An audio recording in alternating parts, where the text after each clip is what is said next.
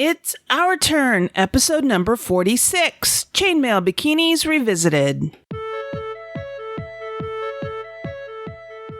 In this episode, I welcome Sarah Graybill to the show as a guest host, and we discuss how women and girls are depicted in games. Jessie gives us advice on being a game master, and I interview Carla Kopp from Weird Giraffe Games.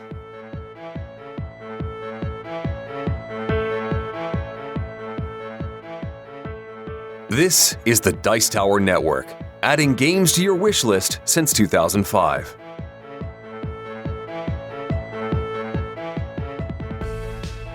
Hosting for this episode is generously provided by our fantastic supporters on Patreon.com.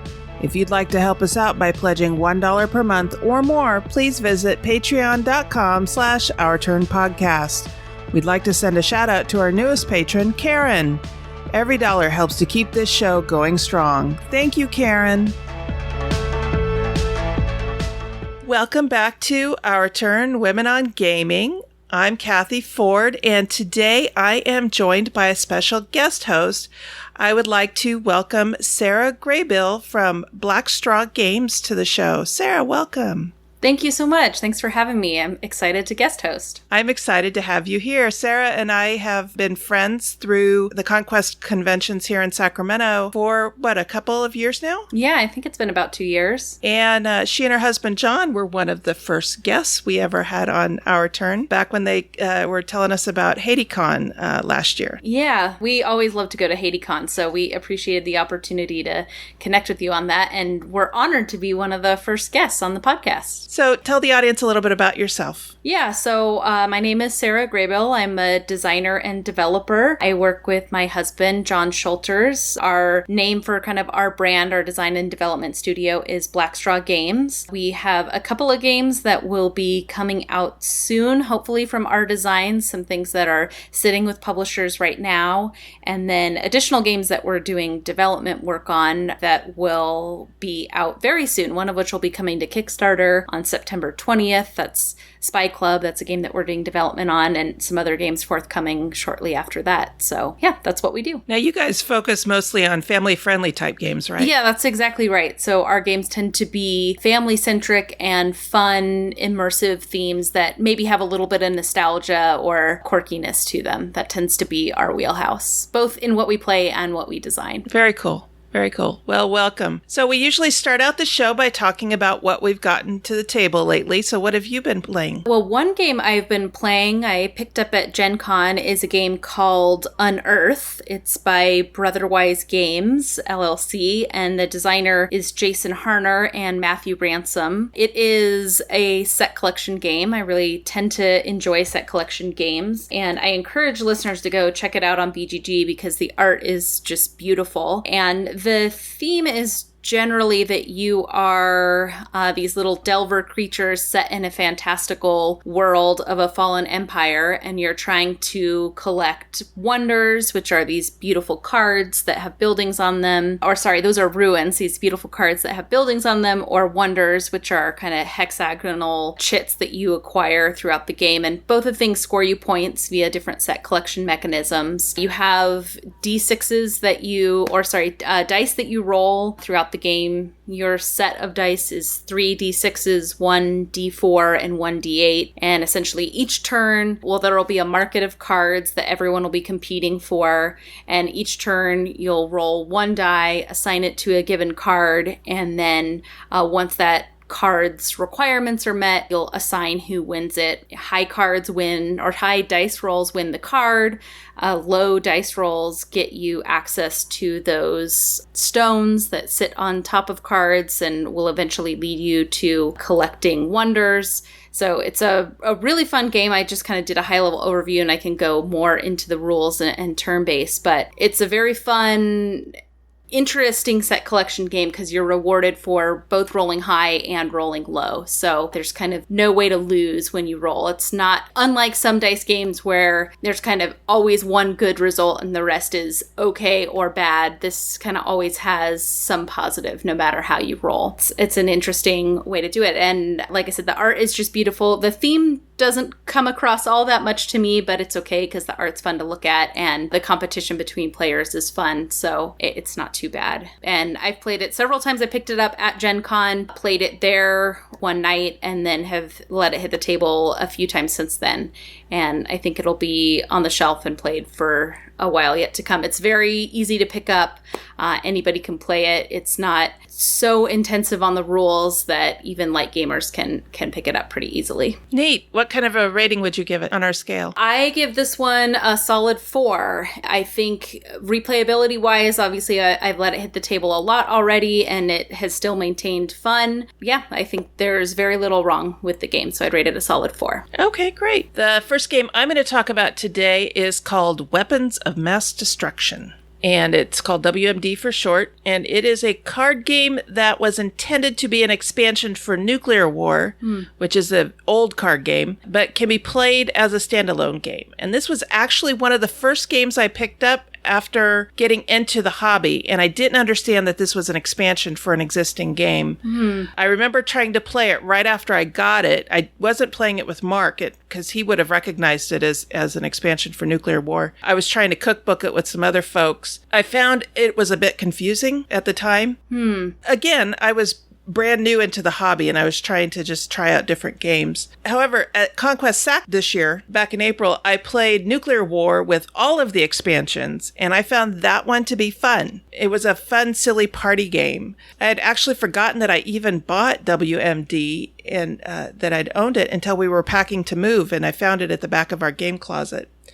So I went, oh, all right, I'll put it in the Unplugged Games box. So this expansion was published in 2004 and adds to Nuclear War more and bigger bombs, and also toxic waste spills, suicide bombers, illegal immigration, drones, miniaturization, and other things that became really prevalent in modern warfare after the tragedy of 9/11. So there's a lot of things that you would recognize from watching the news, for example, since that time. Taken by itself, rather than with all of the cards involved in Nuclear War, which was published back in 1965, WMD recalls a lot of the harsh things that have happened since the fall of the Soviet Union and the end of the Cold War. The currency in this game and in Nuclear War is population. You have cards that are marked, 1 million people or 2 million people or 5 million people, goes all the way up to 25 million people. When your opponent launches a nuclear weapon at you, you wait to find out how many millions of people you're going to lose.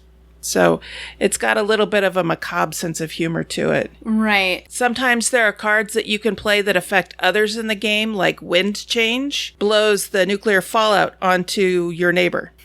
Or when you're playing a 2-player game like Mark and I were, it blows it back at them. And sometimes they can lose more people from the nuclear fallout than you lost from the blast. Right. Well, this game is fun to play for a while. It does, like I said, get a little macabre and sometimes hits a little too close to home when you're, watching the news quite a bit and stuff like that. I give this game a 4. On our scale. In a big group, it is fun to play, especially when you've got all of the expansions. My friend Dwayne has all of the expansions, which, like I said, goes back to Cold War era stuff. If you enjoy playing games like Hostage Negotiator, Cash and Guns, or Two Rooms and a Boom, you're going to like this game. Yeah. I'm not too sure I'm going to be playing it a lot. Right. It'll come out once in a while, but not a lot. Yeah.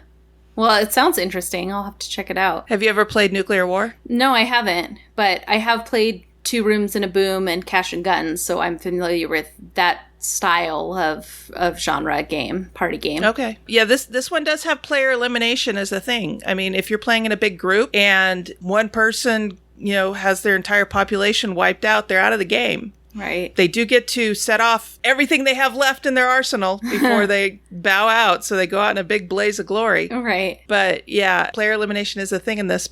But it can be humorous. It can be funny.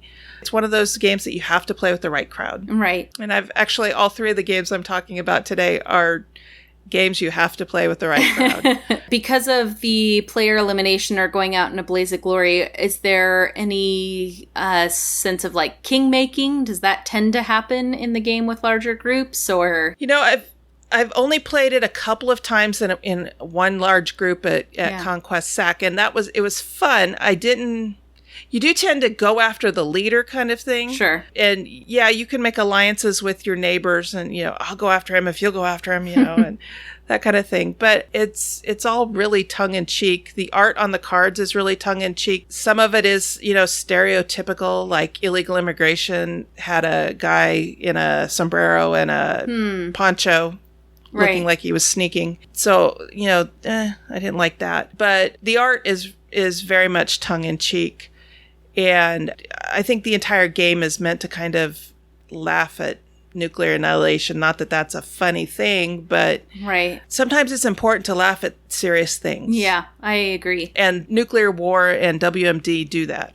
Mm-hmm. Just like, Cash and Guns does. Right. Being a gangster is not something funny. Or Two Rooms and a Boom, you're trying to bomb the president or keep the president from being bombed. When that game first came out, I was like, I don't like that. But I've played it, and it was a fun game, so. Yeah. Yeah, I think it's interesting. There's definitely a space for games that kind of, like you said, if it's done in this tongue-in-cheek manner, where it's kind of highlighting, not necessarily the humor, but allowing you to see another side of the darkness. I think that's interesting. And what intrigues me about this game is that it's not just a party game, that you can play it as two players. It sounds like that brings something different to it, to the table. It was fun. Some of the cards are called propaganda cards. Mm-hmm. And basically you use those to get population from the other players. So for example, if I play, your government is changed to look like my government, I get 5 million of your people. Mm. You're supposed to play those cards right at the beginning. Once the first bombs get lobbed, then the propaganda cards literally become a clog in your hand because you can't use them anymore. They're no good anymore. Right. The bombs are dropping, so the propaganda is not going to help. The other thing that has been added to Nuclear War, the card game, is that they have created an app for it because the original card game had a spinner, and it would tell you how many people you were going to lose in addition to what was on the card. And you spin it every time a bomb gets dropped. Well, there's an app now that takes the place of the spinner, and it's been narrated by Claudia Christian from Babylon 5. She played Lieutenant Commander Ivanova on Babylon 5. And again, she does it really tongue-in-cheek. Wow. And so it's kind of funny. And, you hit the launch button on the app, and it launches all of these missiles all over the globe, and you see them blowing up, and then she tells you how many people you've lost or saved. Right. One of the options is that bomb shelters protected 2 million of your people. So that's 2 million less people you lost than what's on the card. Right. So, and then there's another one where either the bomber runs out of fuel or the rocket was a dud. And so then that bomb doesn't go off at all. Yeah. Anyway, like I said, it's a real tongue-in-cheek game. I'm going to enjoy playing it as a party game, but not being a huge fan of party games, I don't know it'll make it to the table a whole lot. Sure. So the next game that I want to talk about that I've been playing a lot is The Fox in the Forest, designed by Joshua Burgell. It is published by Foxtrot Games and Renegade Game Studios, published earlier this year in 2017. And the reason I've been not quite obsessed, but nearly with this game is it is a two-player only trick-taking game. So we love two-player games in my household since it's John and myself. And I think having a two-player trick-taking game is pretty unique.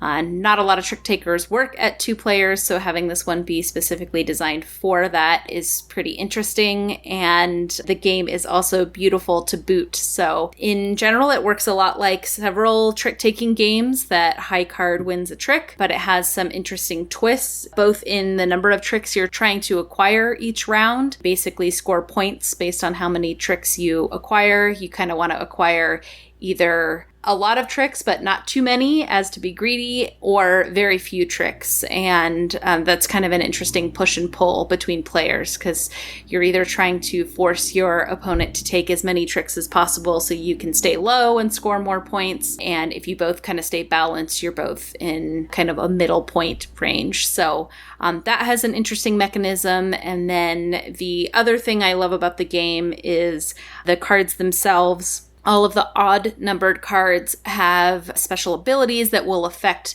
the current trick being played, or let you exchange cards from your hands, or change the trump card. In this game, it's called the decree card. The whole theme of the game is a little fairy tale-esque, so it can let you change the decree card. All these different things that will change the order of the game. So like in any trick taker, there's a little bit of that deduction element if you're trying to suss out what your opponent has, while also trying to get points. So the winner of that game play the game in rounds. It's basically 13 tricks per round, and you score points based on how many tricks you win. The game will end once one of the players, at least one player, has 21 points, and then it's the winner with the most points wins. So it's not always a blowout. That sometimes does happen, but once you get pretty skilled at the game, you can keep it pretty competitive all the way to the end. The other thing I love about the game is that it's small. So it's small and it's fast, so you can play at lunchtime during work, or stick it in your purse and play it when you're waiting for a movie to start or whatever. All in all, it hits a lot of my buttons. So I rated it a 5, actually. I think it's darn near the perfect game and will get brought out a lot, especially kind of as on game nights, it can be kind of that 2-player pickup game while you're waiting for the rest of your friends to finish their game, or for latecomers or whatever. It kind of can stick around and hit the shelves a lot, and might even be interesting to do as kind of tournament style or something like that. Now, you said this is a 2-player only game? 2-player only game. Oh, wow. So I know that turns some people off, but for me, it increases the appeal, and it's hard for me to, I have game nights and I play with lots of big groups, but it seems like there's always at least 1 or 2 people that are kind of odd or kind of out while some group is playing. So for me, that hits a sweet spot that it's 2-player only, but it is limited to 2 players only. Okay. Nothing wrong with 2-player games. We like them in our house too. Yeah. Okay, great. And how about you? What else have you been playing? The next game I have to talk about is Monty Python Flux. Mark and I enjoy Flux. Have you ever played Flux? Yeah, I've played it. It's been a while, but I have played it before. I've never played the Monty Python one. I think I just played vanilla basic classic Flux. Sure. Mark and I enjoy Flux, and we own several different versions of it. I bought this version of it because I know that Mark is a Monty Python fan. Mm-hmm. And so I thought that we would enjoy playing it together. I've tried to watch Monty Python's Flying Circus, and I tried to watch Monty Python and the Holy Grail, and some of it's funny, but it's just not my thing. Yeah. I think it's one of those things that if you like it, you love it, and if you either haven't seen it or you're not a big fan, then you just don't care for it. Yeah, you're out of the joke. Exactly. Mm-hmm. Anyway, I bought this version of Flux for Mark, but we'd never gotten it to the table. Now we're working on our game space of temporal insufficiency, aka our unplayed game shelf. Yeah. This one came up and we went, okay, well, let's give this one a try. We know Flux, so thought, okay, we'll give this one a shot and see how it plays. So for those who haven't played Flux is a game that starts with 2 basic rules: draw 1, play 1. There are other new rules that can be played that affect gameplay. You can also play goals, which set the win conditions but change often. Action cards, which let you do things like draw and play more cards, move keepers around, get rid of creepers, or add other cards to your hand. Keepers allow you to meet the win conditions, and the first person to meet the conditions of the current goal card wins the game. Creepers are cards that automatically get placed in front of you when you draw them out of the pile, and you cannot win unless you're able to get rid of the creepers, or if the goal card says you can win with a creeper in front of you. Some goal cards actually require a specific creeper to be in front of you. So Monty Python Flux uses the same rules and card types as Flux, but rules, actions, creepers, and keepers, and goals all have to do with the show. Mm-hmm. For example, 3 of the creepers are the Spanish Inquisition, the Knights Who Say Ni, and the Grim Reaper. Now, if you're into Monty Python, you're probably laughing at all that right now. If you're not, you're going, huh? Right. Don't worry about it. I was going, huh, too. One of the keepers is the animator. And the funny thing about the animator is that it counts as the finger of God if the real finger of God is not on the table. That's another keeper, the finger of God. So when I got the animator in the game I was playing with Mark, I didn't tell him what the animator's ability was. I just said, oh, I got the animator. And he went, oh, okay. He knew exactly what it was. Right. Anyway, then a little bit later, I got the Grim Reaper put in front of me, which is a creeper, which means I can't win the game. Right. Because I have a creeper in front of me. But then I drew a card that was a goal card that was called Gone to Meet His Maker. It required that you have the Finger of God and the Grim Reaper in front of you. And because the animator counts as the Finger of God, when the Finger of God is not on the table and the Finger of God was not on the table, I won. Right. So, that was fun, but I didn't get a lot of the inside jokes. Yeah. For me, I have to give this game a 2. But that's just for me. Unless you're a big fan of Monty Python stuff, it's too hard to do some of the things. One of the new rules was I just want to sing and required you to sing songs from Monty Python in order to draw extra cards. Oh my goodness. From memory, you had to know the songs? Wow. Uh-huh. Mark was able to do 2 of them. Another action card required you to cite lines from Monty Python in order to draw more cards. And I could only think of one, which is "'Tis but a scratch." And if you remember that scene, it's a knight with like his arms missing. And he's like, "'Tis but a scratch. It's not a big deal." Right. How many lines you could cite determined how many cards you could draw. Like I said, I could only think of the one. Later I remembered, but nobody expects the Spanish Inquisition, which is one of the creepers. So like I said, there are a lot of inside jokes in this game, which is great if you're a big fan of the show. Right. Same thing applies to Firefly Flux. I love Firefly Flux because I'm really into the show. Right. But if you're not into the show, you've never seen the show, you don't know what it's about, you're going to be totally lost. Right. Mark wasn't overly impressed with this either. He hasn't watched Monty Python in probably 10 or 15 years.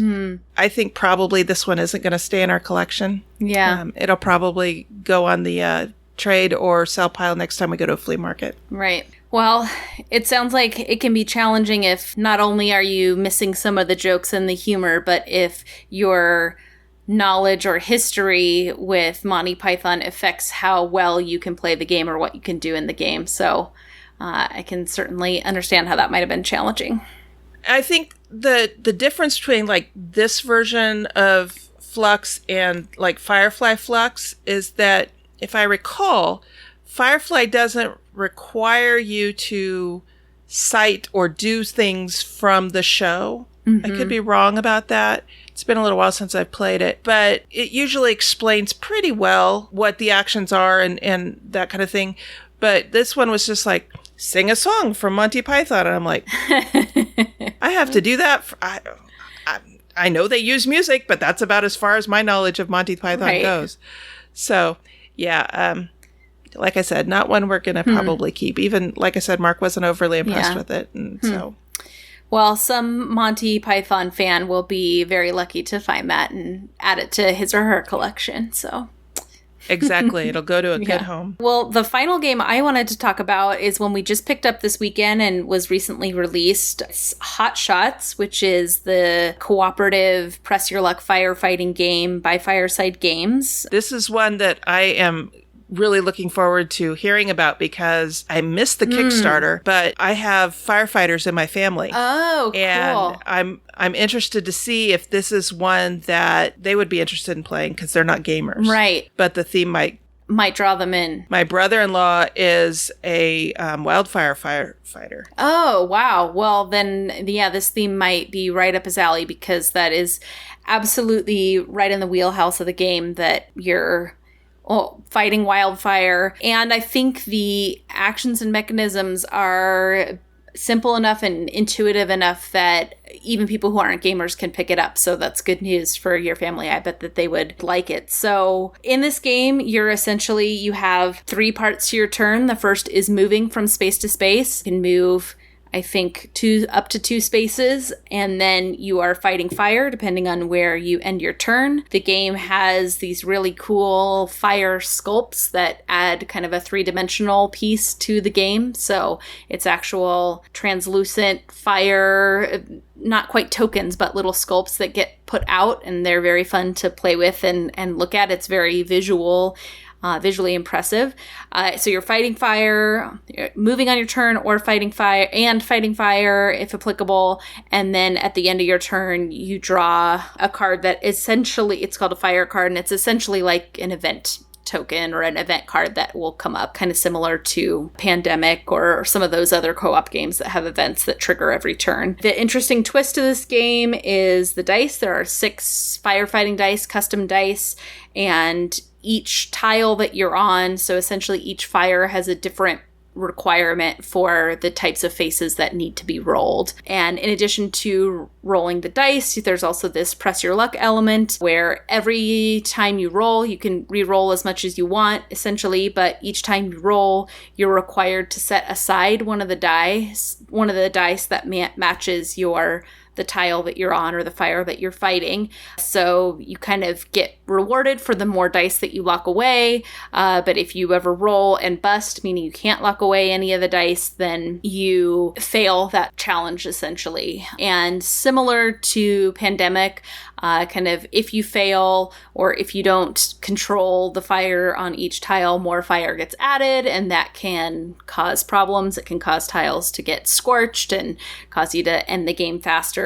The events are interesting. They have things like wind shifting or adding more fire to tiles or specific tiles, getting fire added to them. We played it as 2-player. It is cooperative, as I said, so we kind of had a couple different strategies where we tried to fight fire independently, but then also teamed up, which gives you a little bonus, and we had a lot of fun with it. The other thing I thought was great about the game is that it uses all iconography, so it's language independent. That's definitely a benefit, but just be warned that for your first couple of plays, you'll probably be referencing the rulebook just as you get familiar with the icons. So we definitely, for some of the reward tokens that we got, or even some of the event, the fire cards that we got, we'd have to look them up pretty consistently. I imagine that would dissipate after probably game 2 or 3. We'd start to memorize it and dial it in. We just played the basic version, and there are tweaks that you can make to make the game easier or make the game harder. There's also different layouts that you can do. We kind of did just the entry-level one, but you can set it up. I think you can arrange the hexagons, the tiles, in a way that it can be different national parks. So they kind of have things that are really spread out. So that would be like the Grand Canyon, meaning things are harder to get to. It's not so clustered. Or things like Yellowstone, where it's all clustered and very central. So I think the game has a lot of versatility and would be definitely replayable. One thing I'm really eager about is to see what it's like with more players. I don't know if it would be easier to kind of divide and conquer, or if it would be harder because we'd all be fighting these fires independently. I imagine it's probably akin, in a very gamey thematic way, but probably akin to fighting a real fire, is you get benefit when you're doing it together, but sometimes you have to spread out. So I'll be curious to play it again at a higher player count for sure. Is it cooperative or competitive? It is cooperative. Okay, good. Yeah. So you either all succeed or fail together. Basically, the end conditions is getting, depending on your difficulty level, but at the basic beginner level, it's getting 8 tiles that are scorched, which means they have their maximum fire capacity. As soon as something has its maximum fire capacity, you flip the tile over and the back of the tile is like completely burnt. Now that tile is no longer a threat for you, but you kind of have a maximum number. Once you get to 8 on the basic game, then the game ends immediately. And if you remove all the fire from the game, then you win the game. So we won, which always helps on a first try, but it was definitely a fight to the finish. So we saw some ways and that wouldn't have ended the game, or made some strategic decisions to end the game when we could, so that we didn't have to continue to fight fires, even small ones. So that was the other interesting thing, is it doesn't have to be a big fire to be challenging sometimes because of the nature of the dice. It is a dice game, but because of that nature, even small fires were sometimes challenging. So okay. Yeah, it was very fun. And like I said, it's, your basic actions are moving, fighting fire, and then drawing a card. So with you being an experienced gamer, your family would pick it up in no time. And I think it may fall prey to a little bit of the co-op stigma of having an alpha player or having somebody be quarterbacking, but I think the theme is interesting enough that everybody's kind of making decisions together, and there's no consequence really for making your own independent decisions. You could operate independently in the world and go fight fires on your own and be fine. But I think I give it a 4. I probably was oscillating a little bit back and forth between a 3.5 or a 4, but after kind of looking at the different layouts that you can do and how you can tweak the game harder or easier depending on the group, I think the variability there is impressive. So I'm going to rate it a 4. Okay.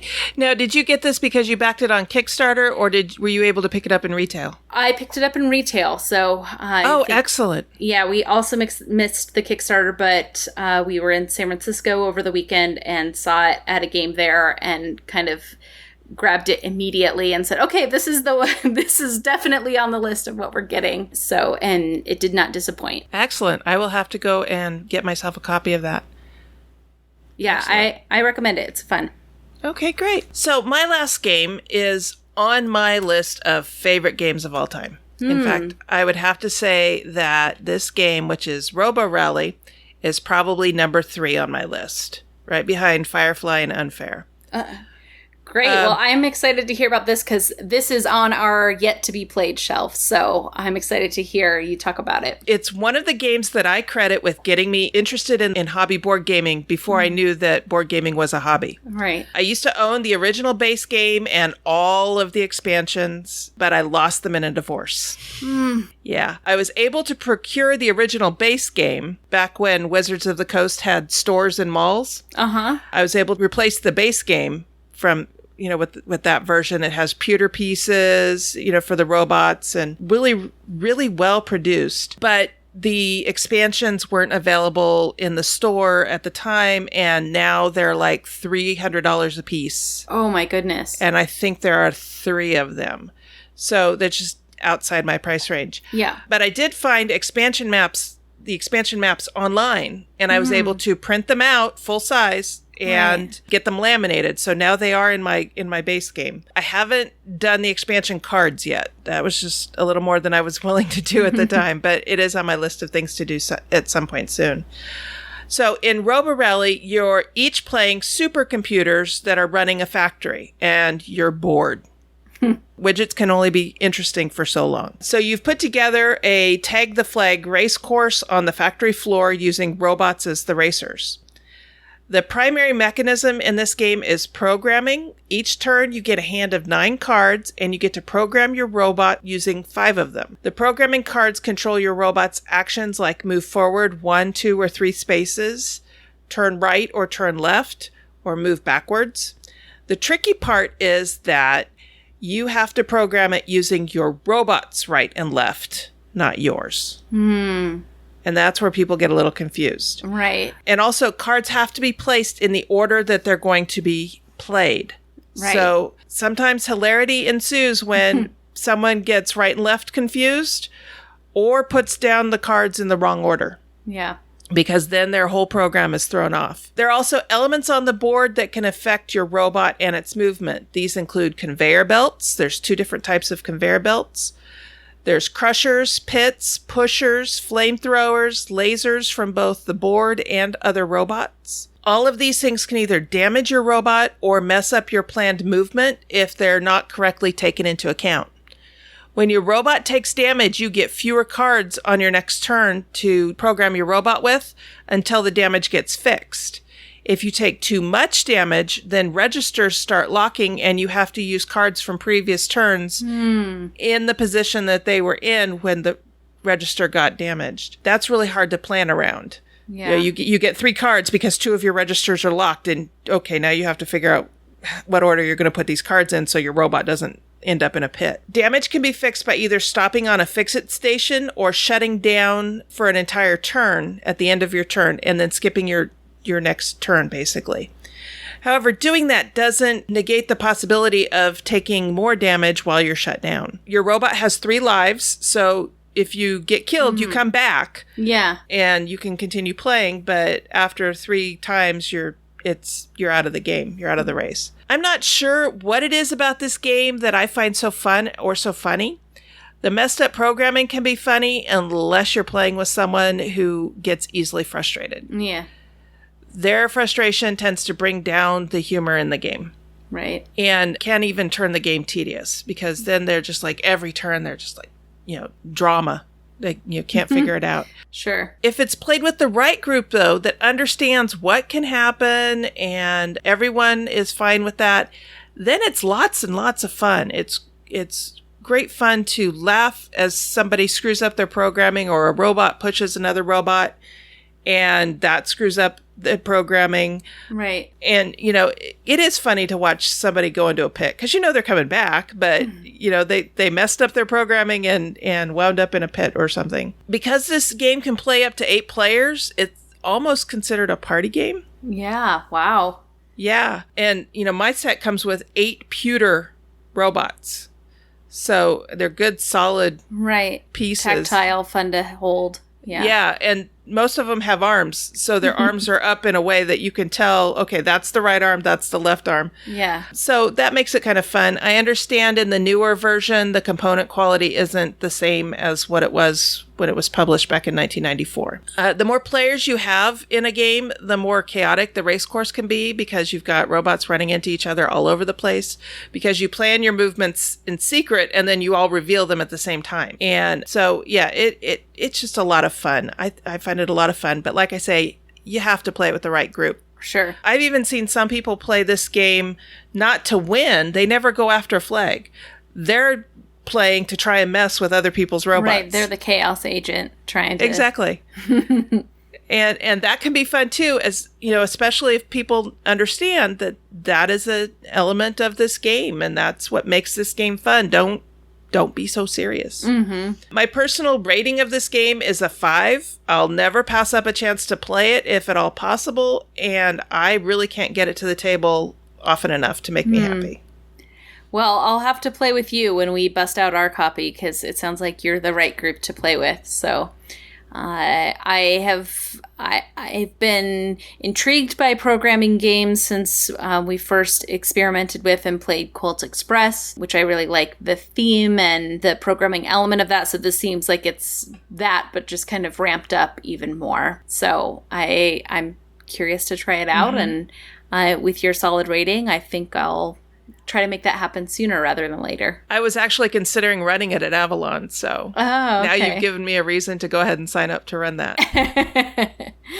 Great. All right. And I think that's all we had to talk about as far as games played recently. So that's what we've been playing. You've heard us referring to and rating games by a rating scale. Here's how we're using this scale. 1. Give me back the time I spent playing it. 2. Has great potential as kindling. 3. Decent with some bugs. 4. A good solid game. And 5. Buy this now.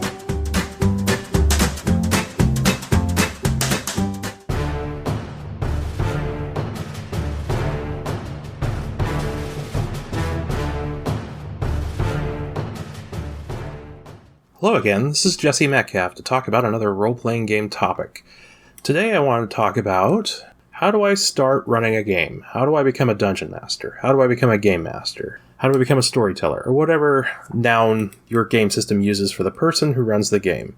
As a child of the 80s, I didn't have much to go on. All I had were other dungeon masters, which were few and far between growing up in the Midwest, and the rules themselves. In modern era, we have the wide world, the internet to look up. Not only do you get to read other people's ideas, you get to watch playthrough videos, and now professionally produced, highly polished live play sessions.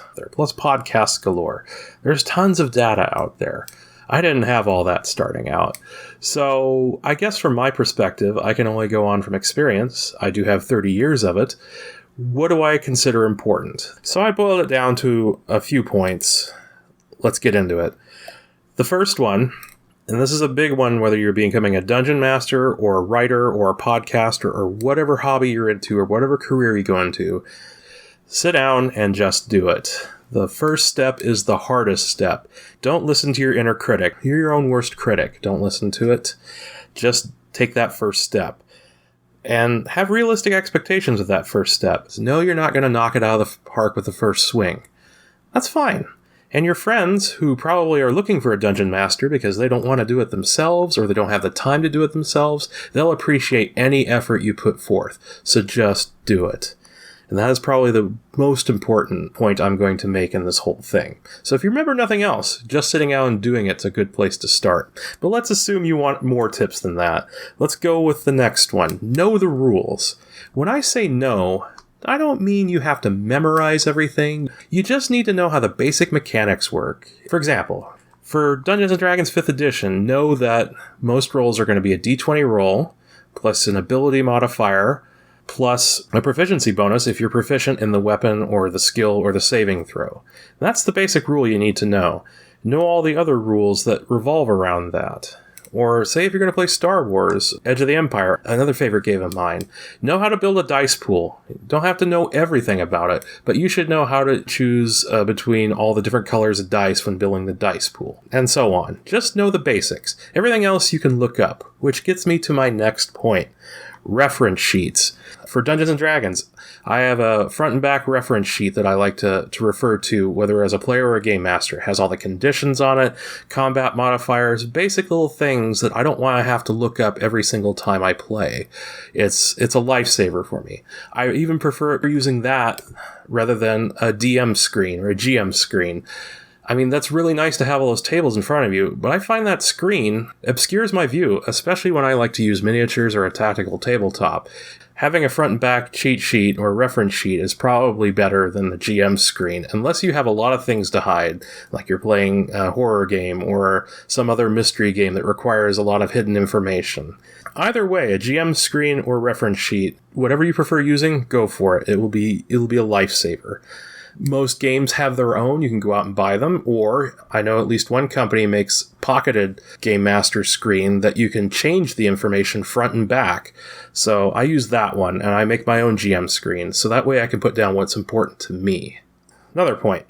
Use published adventures.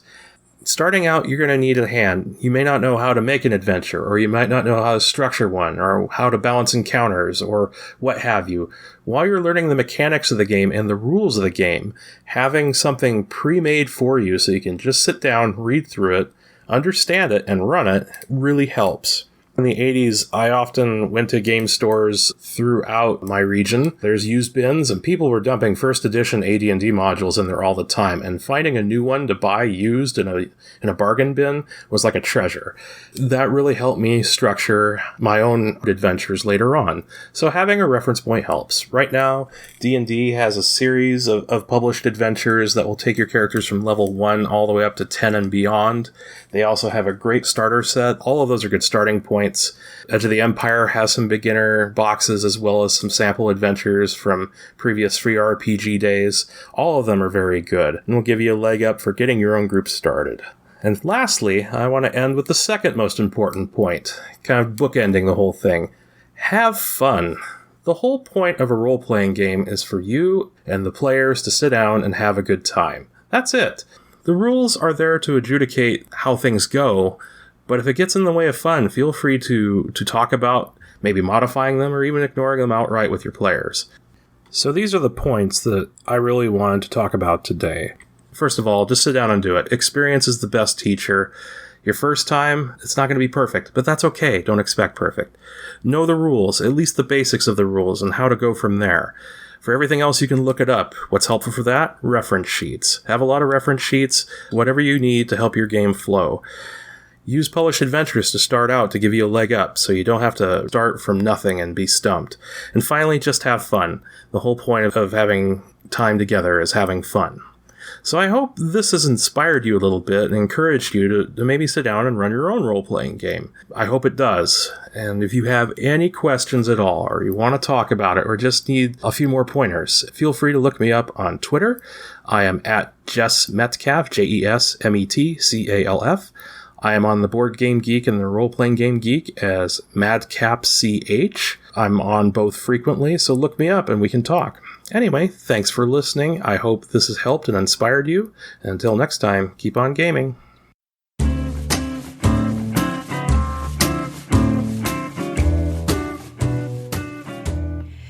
Hey everyone, this is Sarah. If you're curious on how you can support the show, here are some ideas. If you'd like to support us financially, you can support us through Patreon at www.patreon.com/ourturnpodcast. We've switched from pay per episode to pay per month. We also have a donation button on the site for anyone wanting to do a one-time donation. We have a lot of plans to improve our audio and expand the content we provide, but we need help to do so. However, we totally understand that not everyone has the funds to support us. Thankfully, there are many non-monetary and important ways to help us. Tell a friend about the show. Really, one of the best ways to support us is to spread the word to people you know. Commenting on our posts, either on the website, Facebook, Twitter, or the Board Game Geek Guild, are very helpful for us to know what listeners think and want from our show.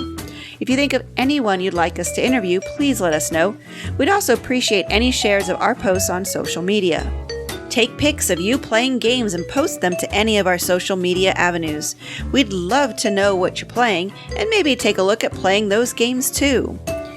Please call our voicemail number at 916-426-2873 and leave a message or a show intro or promo. For example, you could say, "This is Sarah and it's our turn," or "This is Sarah and you're listening to Our Turn Women on Gaming." Of course, replace Sarah with your name. So there's many ways to support us, and we'd appreciate any and all of them. Thanks for listening.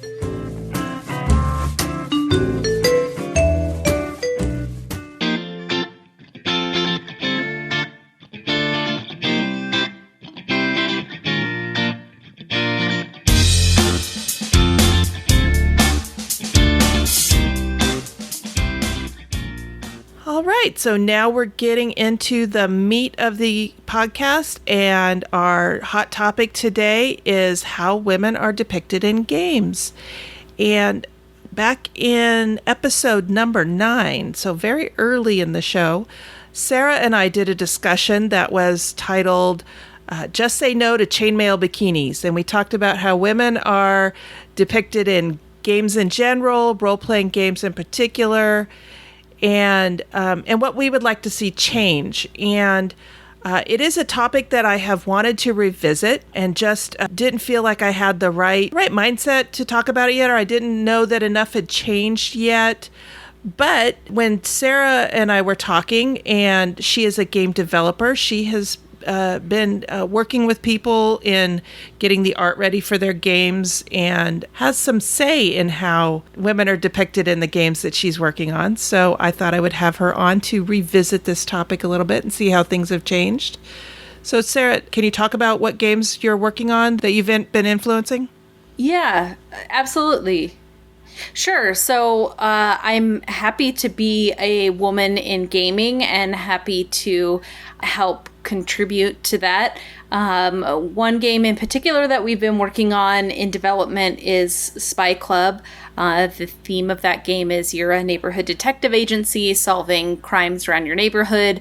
It's very kind of nostalgic feeling, a little bit Harriet the Spy-esque. And one thing I've been happy to see, and not a lot of this has been necessarily under my direction, but some of it certainly I'm happy to see, having been there already and helping to push that even more, is just female characters and representing different abilities, being able to, there are kind of these police officer characters in the game that are both women and men. So seeing women not only represented in the game, but pretty balanced and having different roles, different jobs, that some of the suspects in the game are women or men or girls, and just all the different characters that come out of that has been really fun to see. Some of the other games that I'm working on just have women characters in them. You're not necessarily playing as those characters, but just have characters that appear. And that's also been fun to kind of direct and make sure that kind of everybody gets equal roles or has the ability to have equal roles. One of our games that we're hoping to get published soon, Rocket Squad, is a family-friendly card game. It's kind of centered around a family, so there's a mom and a dad and a grandma and a sister, and so it's pretty well balanced. And that's one game actually that when we first started designing it and developing it was just a mom and a dad and a brother, and then we started taking it to conventions and we'd play it with girls or sisters, and they would say, well, where's the sister? Why isn't she in the game? And that was one of those things that was pretty eye-opening, and that's really the joy and excellent part of playtesting your game is that you get to see it from a bunch of different perspectives. So I didn't grow up with siblings, so I didn't really think like, oh, if there's a brother, there should be a sister, or maybe just a sister and not necessarily a brother, or, all these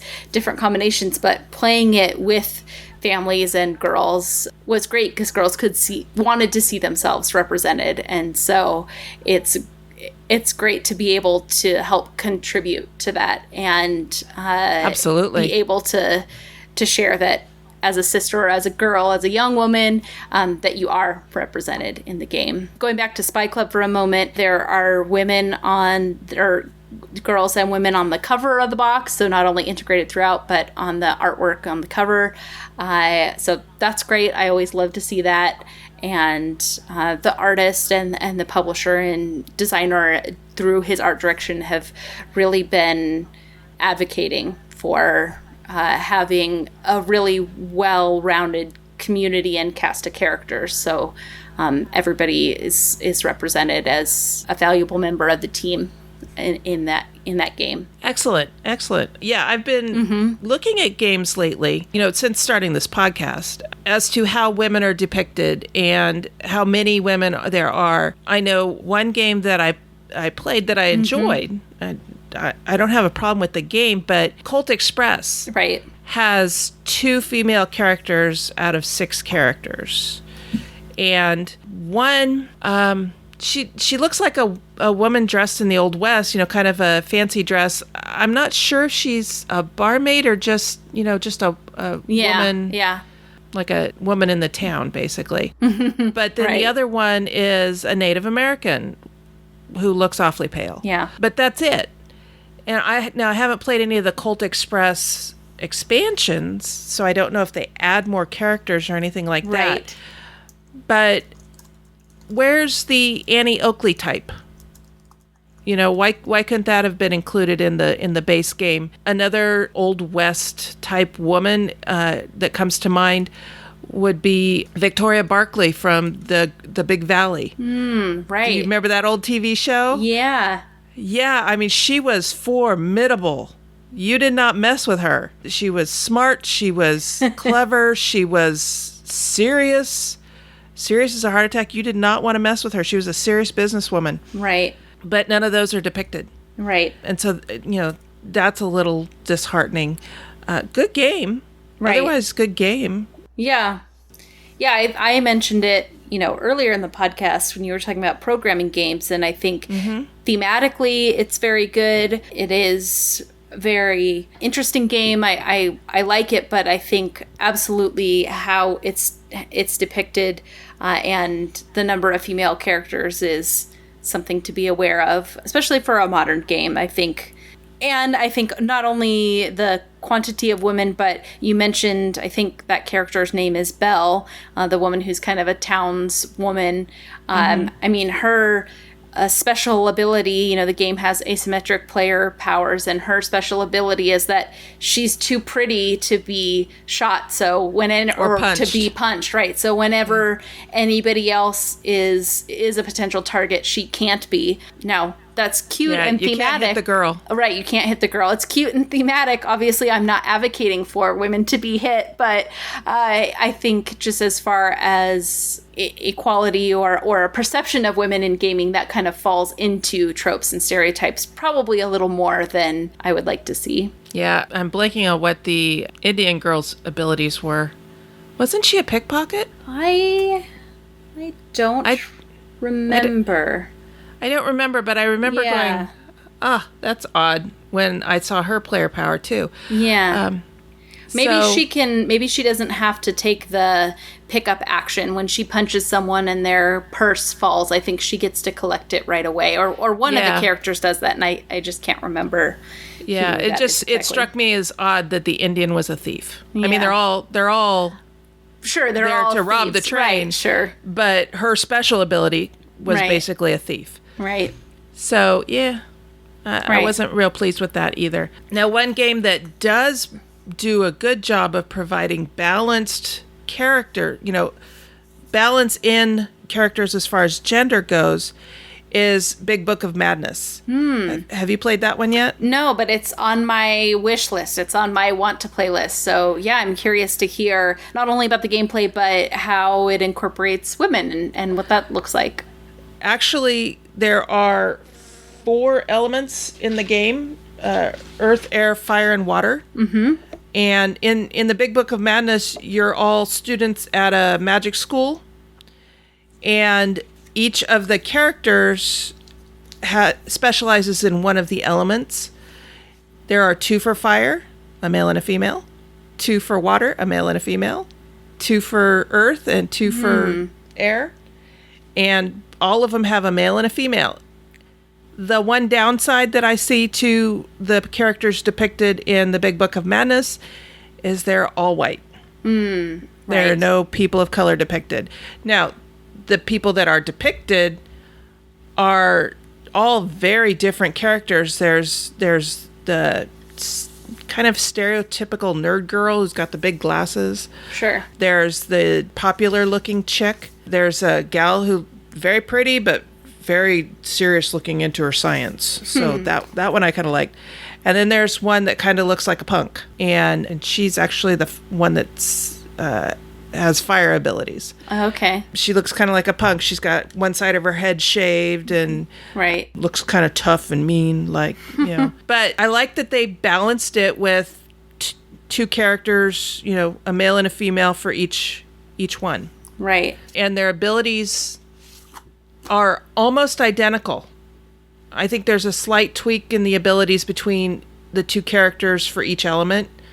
So their skills are not the same. They're not exactly the same, but they're close. So I like the way that one depicts it. And I actually need to get that game back to the table. We've only played it once, and I need to get it back to the table because that was a fun game. Yeah. Unfortunately, we left it set up one night, and it fell victim to hungry dog syndrome, and she actually ate a couple of pieces and mangled one of the player cards. So we got to get some replacement pieces. So. Yeah, hopefully those are easy to replace.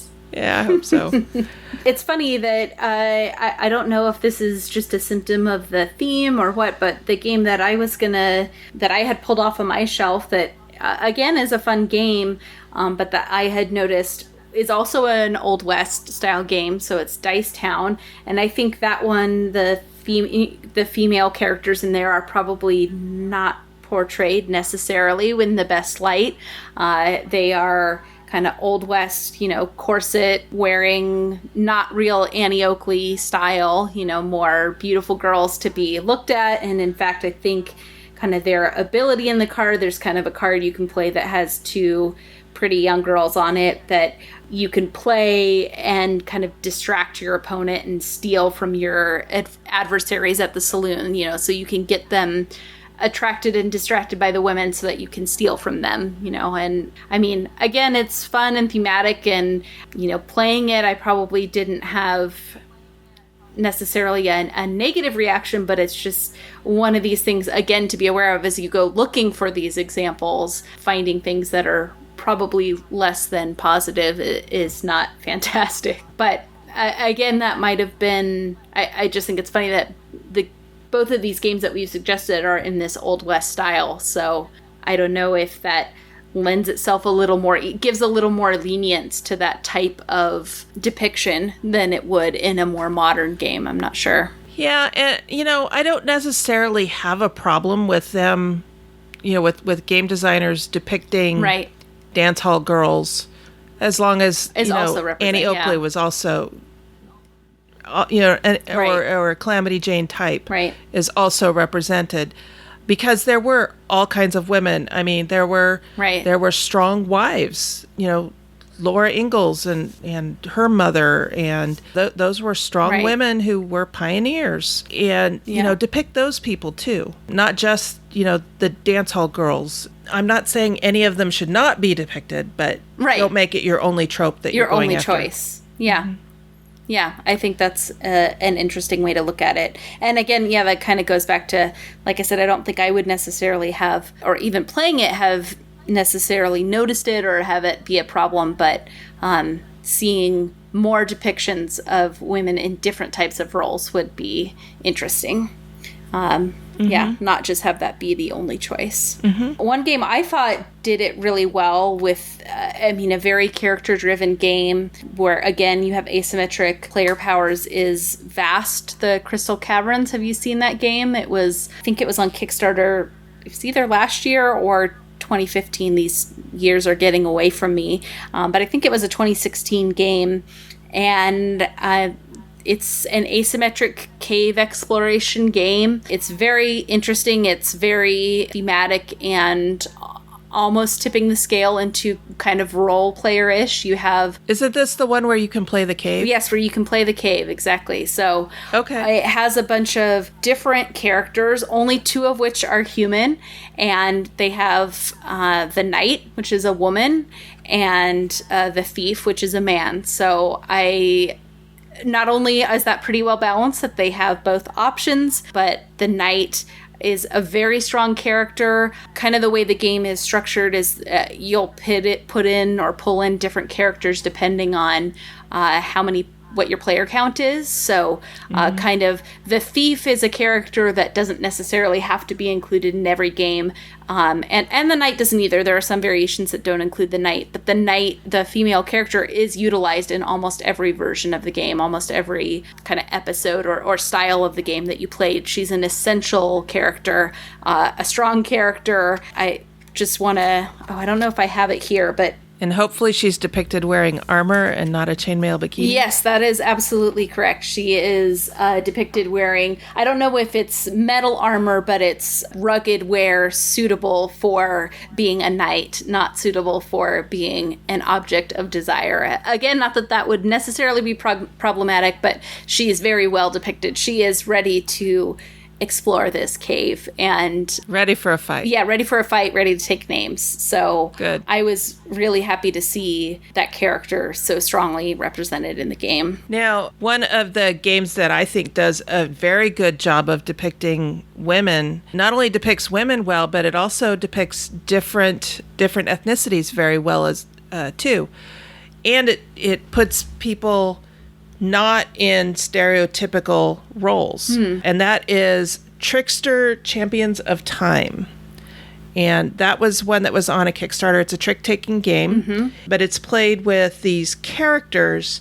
And the art was done by Beth Sobel. And she always does a fantastic job in her art. Yeah. There are 8 different colors, and this game also addresses issues of color blindness by using symbols for each color.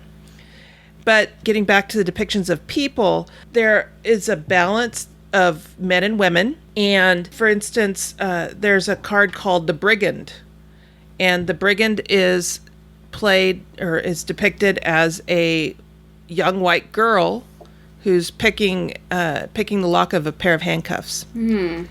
And she's got a braid with a blue lock going through it. There is an inventor who is an African-American gray-haired woman.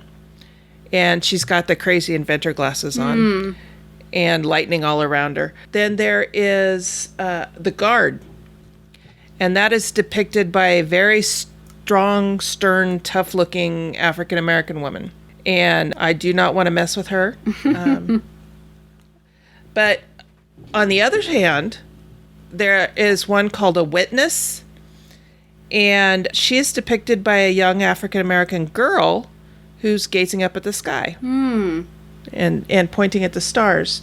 There's one called a nomad, and that's depicted by a woman who looks like she's probably Native American, and probably she has this air of being a wise woman in her tribe. Then there's the maven.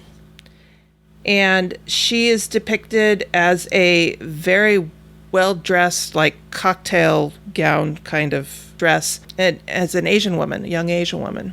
Let's see, what is she? The smuggler is a kind of a brown-skinned woman with long black hair. She could be Latina, she could be Mediterranean, but she looks pretty tough too. There's the revolutionary. She's a brunette white woman who is shouting into a megaphone, and again, looks like she means business. And then there's the noble, who looks an awful lot like Queen Elizabeth, an older white woman with a crown. And one more, we have the archivist, and she is depicted by a probably middle-aged Asian woman, and is hauling a very, very large stack of books. So I like that this game has a lot of variety in the different women that are used. Right. It has a lot of variety in the men that are used as well. The doctor is depicted by an African-American man in a biohazard suit. Oh, great. That's nice to see. The general might be a little stereotypical. He looks like he's Latin American, or could be Middle Eastern, I suppose. The magician looks like a Hispanic male. So, I'm not going to go through all of them, but they're beautiful cards. It's a great game, and very well balanced between the genders, and using the different ethnicities very well. Right. Yeah, I mean, I hadn't scrutinized too many of my games for looking at different ethnicities or nationalities, but it's nice to see that as more and more women are represented in games, that we also see more inclusivity with respect to heritage and nationality as well. So I hope that trend line continues. I think, as you noted, Beth Sobel is a very talented artist, and I see a lot of, I mean, I don't know her process and how much creative direction she brings to it, but I imagine that her voice is pretty present when she's working on a project. So I'm sure that she'll help to bring that through to her projects as well. And I'd like to see that continue. I also like the way that a lot of the games that depict science in some way are also depicting women in jobs as scientists. Yeah, the other game that I brought to discuss is the Pandemic series, which has always been really great about, and I think you talked about it probably in your last episode as well, I can't remember, but about having women in science roles and field operative roles and kind of crucial roles you want to play that are depicted by women, and having women on the cover, and kind of every expansion has a really nice balance there. And I think that's really important for the next generation of players to see themselves represented, or see the kinds of things they may want to do represented as options for them as players and in professional roles. I think that's really fun to see and important. Yeah, absolutely. I mean, games are a social event, and I think it is important that from time to time, game designers develop games that also do some social commentary. One game that I have sitting on my unplayed game shelf that I really would like to get to the table is Freedom, the Underground Railroad. Now, if I remember correctly, there is a woman depicted on that box, an African-American woman, a slave woman at the time. And I'm anxious to see how that game plays out, because it, I think, was developed as a educational game. And it's important to, have topics like that in games, right? Because it's a way to teach and a way to remember.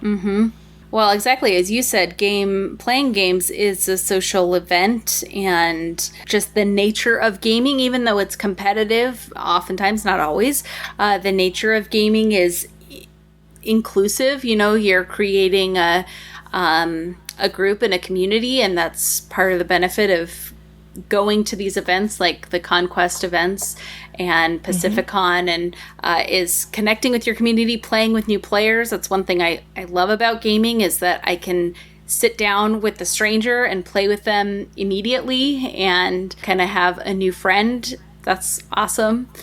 So I think as, because of the nature of that role, that you're absolutely right, that I think not every game needs to teach a lesson, but I think that's important to. Games can be an avenue to talk about history or science or teach you about something, and you can learn a little bit more because of that. And exactly. Yeah.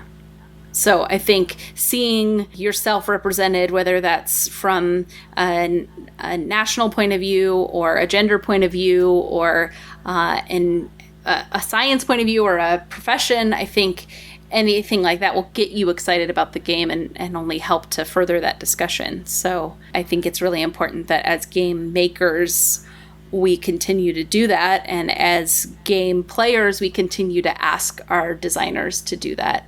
Because I think, the demand has to be there too. And I think it is. I think players want that. So I think both sides need to support that kind of vision. But I think it's happening and trending in that direction, and hopefully will continue to do so. Mm-hmm. So what are the games that you see that depict women well or don't depict women well? We'd like to have your feedback in the guild on Board Game Geek. That's guild number 2600. And just go ahead and comment in the thread for this particular episode, which is episode number 46.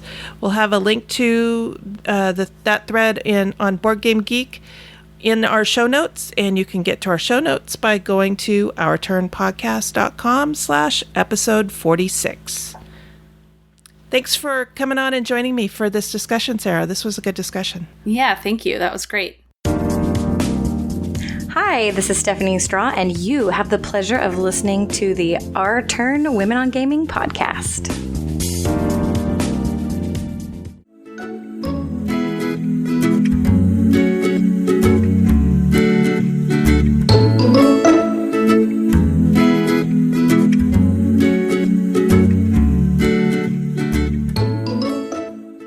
Today for the interview, I am joined by Carla Kopp, who is one of the founders of Weird Giraffe Games and one of the designers of Super Hack Override. Welcome to Our Turn, Carla. Thanks for having me. I am so excited to be on here. I'm excited to have you on. We've been Twitter buddies for a while now, and I haven't played your games yet, but I was looking at your new Kickstarter, or the information about it on your site, and that one looks really interesting. So we'll get to that in a minute. But I wanted to ask, and it's a question that has been kind of niggling at me for a little while, where did the name Weird Giraffe Games come from? So, if you know me from Twitter, you know that I am terrible at names, and I always get other people to name everything for me. But I hadn't had a Twitter account when I went to make my company name. So I was thinking, and I was like, well, my last name is Kopp, and I like this animal called Okapi, so obviously I should make my company name be Okapi Games. And then that'll be really cool, because it's an animal, and it's my name. And then I started telling people, and absolutely no one got it. So I went back to the drawing board, and I was like, okay, how do I make people understand this? And so I went to Paint and I pixelated a little Okapi because that's how my art skills work. That's all my art skills. I can pixelate things and I can do little else. So I made myself a logo and I went out and I showed people and they still didn't get it. So I went back to the drawing board. I was like, okay, what is an Okapi? Well, it is a relative to the giraffe, but it's kind of weird because it has this long neck, and it has a stripy zebra butt, and it's just a weird giraffe, right? So I went and I was like, Weird Giraffe Games, that's the name. And all the people in my company were like, okay, whatever, it's a name. And that's how it is. Okay. I'm looking at a picture here of an Okapi and some giraffes, and it does look like a cross between a giraffe, a horse, and a zebra. Yeah. Like, they're so cool. Yeah, those are neat. Now, you have one game published, is that right? Yes. It's called Super Hack Override. And tell me about that game. So, it's a game for 2 to 6 players. It plays about 10 to 20 minutes. and it's this fast-paced hacker battle. If you think about like how movies portrayed hackers in like the 80s and 90s, where you have like two people typing on the same keyboard same time, because like that's how hackers work. And it's basically that idea in like a fast-paced game. Yeah, so that's it, essentially. Okay. You're working on a new project now. You have a new Kickstarter coming up. Tell me about that one. So that one is called Stellar Leap. It's a space exploration dice game. It has variable player powers, hidden traits, and game-changing events. It is really, like, I really enjoy playing it. It's one of my favorite things, actually. And you wouldn't think so, because I've been playing it, like, essentially, like, more than any other game in the last 9 months that I've ever played. But I enjoy it still every time. Lots of playtesting, huh? Oh, yeah. Like, basically, whenever I can get my friends together, I'm like, hey, let's play Stellar Leap again. I changed this minor thing, and I need to know how well it works. Those are some good friends, huh? Yeah, well, I mean, they always have fun, too. So good. Or at least that's good. what they say. They keep playtesting with me, so I assume that they like it. Okay, well, that's good testimony from your friends then. So when does it go live on Kickstarter? On Monday, September 18th. Okay, so that's going to be the day this episode goes live. So we will definitely put a link to the Kickstarter in the show notes once your Kickstarter goes live. Awesome. So do you have any other projects that you're working on right now? I have 2 games that are kind of on the back burner, but I work on them whenever I need to, like, change pace, because sometimes, like, working on the same game, like, you need time away so you can get ideas and know if something is actually better. Like, if you just keep playing the same game over and over, you're like, did it get better, or is it just different? So, I have 2 games that I work on, like, when I need a different game. The first is called Drapple. That's just a random name that somebody gave me, so I used it. And this is an abstract gardening game where all the cards are hexes. I think they're going to end up being tiles, but it has some color theory, and you just want to create a beautiful garden. Okay, neat. The second is called Observance, which is a game about stargazing. So it has bag building and constellations, and in it you are trying to get the stars you need to identify constellations. It also has a time track because, as you know, in different parts of the year, the night lasts for a different amount of time. So in winter, you have a really long time to do things, like to go see the stars. But in summer, you actually don't have that much time, so you have to conserve your actions and make sure, like, your actions count. That's a neat mechanism. I haven't heard of something like that before. How long have you been designing games? I've been designing games. This is about my 2nd year. Okay. So not too long. And how have you felt that you've been received as a woman gamer in the community? Very well. I have a lot of friends in the community, and every time I go to a convention, it seems like I'm just surrounded by friends. It's pretty amazing. Oh, that's great. That's great. The gaming community is pretty amazing. Your Kickstarter goes live on September 18th, and that is for Stellar Leap. Yes. Yes. All right. So what's next for you after you get done with this Kickstarter? Well, it still has to finish up some art. Hopefully that'll get done also during the Kickstarter, but then it'll go into manufacturing, and I have to make sure that all that will work out well. But then I have to choose if Observance or Drapple will go next, or if I just get, like, super inspired and something else pops up. But yeah, I'll pick one of those and just keep playtesting until it gets, like, super good. So where can people reach you online if they want to chat with you? I'm on Twitter at Weird Giraffes. Just Weird Giraffes because there's a limit. I have an email, which is contact@weirdgiraffegames.com, a website, which is weirdgiraffegames.com, and I'm on Facebook as Carla Kopp and weirdgiraffegames.com, and people should feel free to send a message to any of those accounts. I love talking with people. Okay, and we'll have all those linked in our show notes, which you can find at ourturnpodcast.com/episode 46. Well, thank you for coming on today. I really appreciate it. Thank you for having me. I've had a lot of fun. And good luck with your upcoming Kickstarter. That's exciting. Thank you.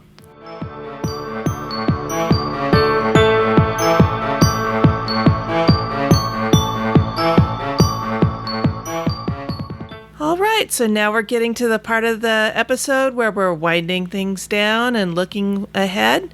Sarah, what have you got on your plate for the next week or two? Well, for the next week or two, I will be heavily focused on getting or helping get Spy Club launched.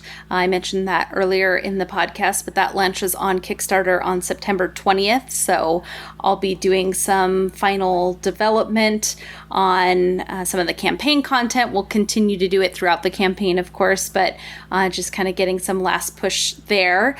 And then I'll also be doing more playtesting. So that's something that we, John and I, try to prioritize every week, whether that's a game of our own or a game of our friends.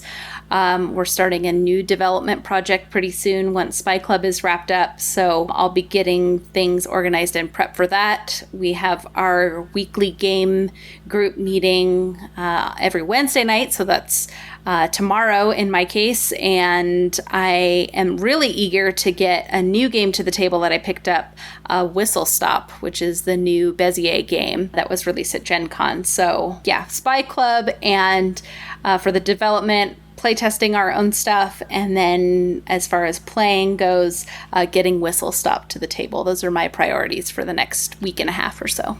Very cool. We've started having friends come over to our new place. As you may know, we just moved. Mark and I just moved. And so we're getting things situated enough that we've started having company over to play. And we've also started working on our game space of temporal insufficiency.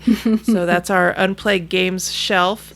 We're getting away from calling it the shelf of shame. So there's no shame in being too busy to play games.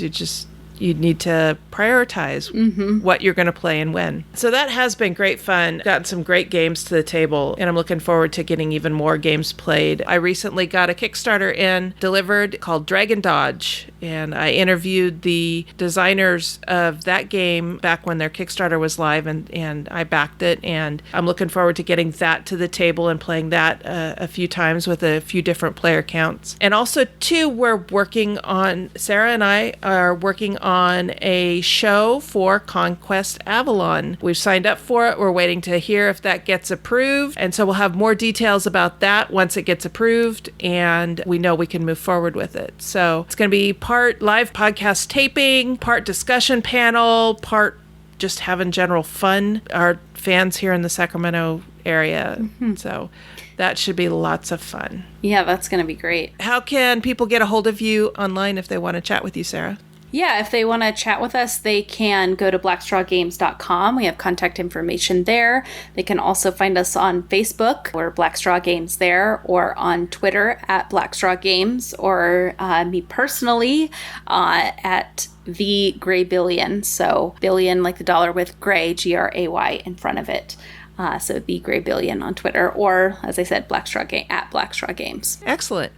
And we'll have that in the links in our show notes as well. You can chat with me on Twitter. I run the @OurTurnPodcast account. And I also have my own personal account on there, which is @Cathy's Brain, Cathy with a C.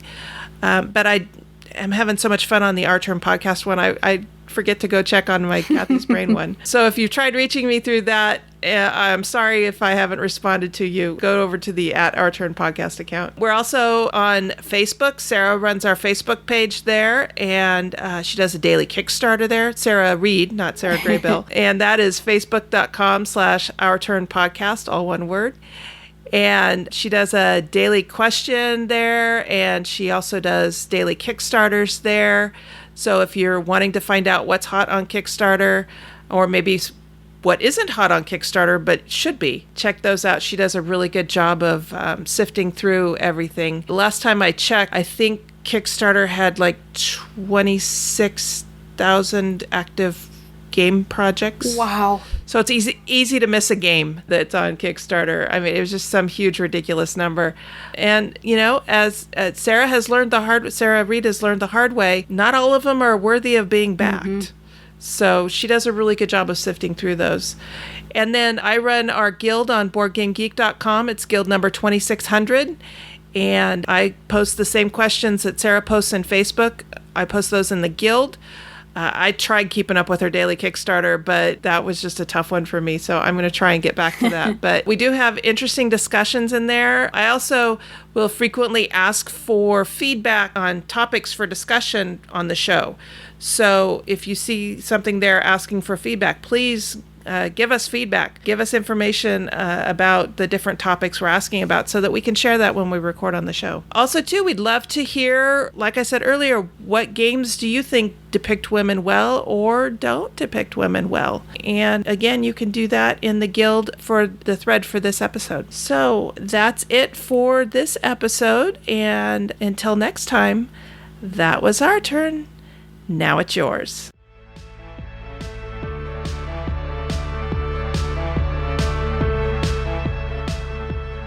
Thank you for listening. This episode was recorded on September 12th, 2017 and is written and produced by Cathy Ford and Sarah Reed with assistance from Sarah Graybill, Jesse Metcalfe, Carla Kopp, and Mark Ford. Next time we'll discuss Old West theme games.